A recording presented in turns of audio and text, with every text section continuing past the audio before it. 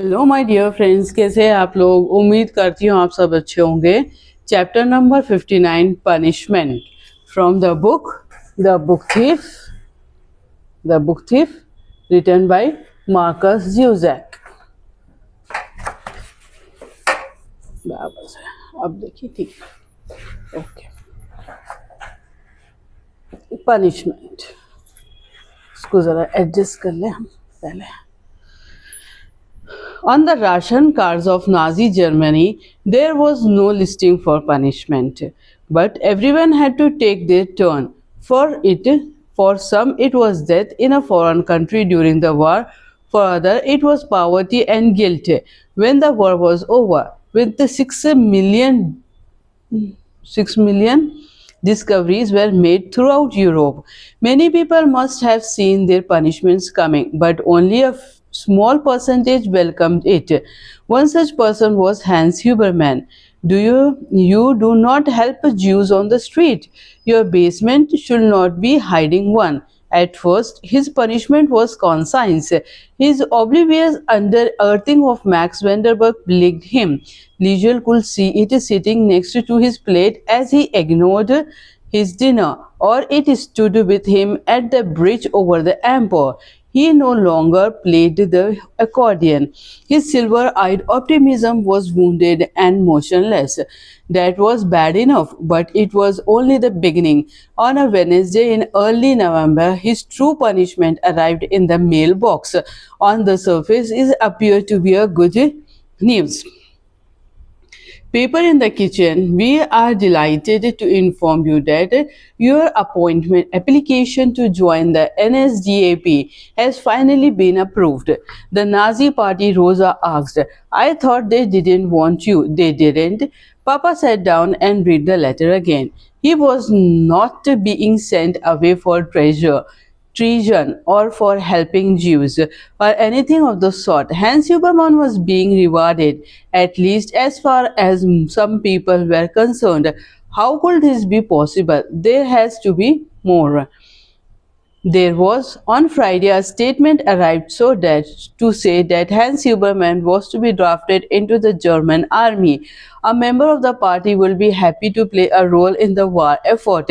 It concluded, if he wasn't, there would certainly be consequences. Liesel had just returned from reading with Frau Holzapfel. The kitchen was heavy with the soap steam and the vacant faces of Hans and Rosa Huberman.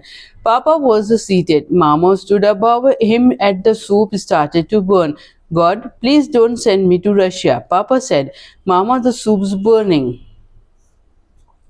Liesel hurried across and took it from the stove. The soup she did when she successfully rescued it. She turned and viewed her foster parents' faces like ghost towns. Papa, what's wrong? He handed her the letter and her hands began to shake as she.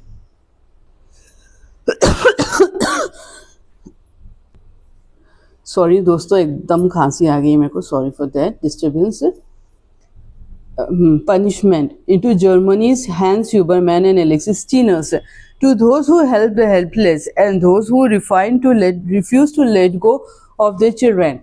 It was a sign of the Germans' army going desperation. They were losing in Russia. Their cities were being bombed.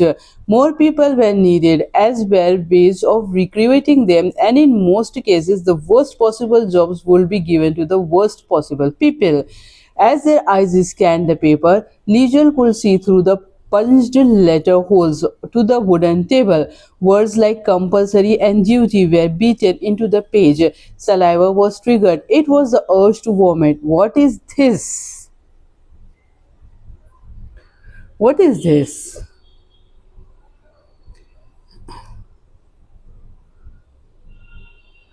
Papa's answer was quiet. Papa's answers were quite. I thought I taught you to read, my girl. He did not speak with anger or sarcasm. It was a voice of vacancy to match his face. Liesel looked now to Mama. Rosa, had a small rip beneath her right eye, and within the minute her cardboard face was broken. Now not down the center, but to the right. It granuled down her cheek in an arc, finishing at her chin. 20 minutes later, a girl on Hemel Street. She looks up, she speaks in a whisper. The sky is soft today, Max. The clouds are so soft and sad. And she looks away and crosses her arms. She thinks of her papa going to war and grabs her jacket at each side of her body. And it's cold, Max. It's so cold. 5 days later, when Liesel continued her habit of looking at the weather, she did not get a chance to see the sky. Next door, Barbara Steiner was sitting on the front step with her neatly combed hair. She was smoking a cigarette and shivering. On her way over, Liesel was interrupted by the sight of Kurt. He came out and sat with his mother. When he saw the girl stopped, he called out, "Come on, Liesel, Rudy will be out soon." After a short pause, they continued walking towards the step. Barbara smoked. A wrinkle of ash was teetering at the end of the cigarette. Kurt took it, ashed it, inhaled, then gave it back. When the cigarette was done, Rudy's mother looked up. She ran a hand through her tidy lines of hair. "Our papa's going too," Kurt said.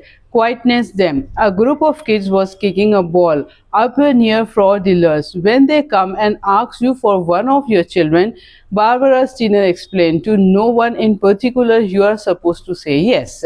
यहाँ पे होता है हमारा chapter number 59 खत्म. हम मिलेंगे next video में with chapter number 60. Bye for now my dear friends, viewers, subscribers, everyone. Thank you and bye for now. The book Thief, written by Marcus Zuzak.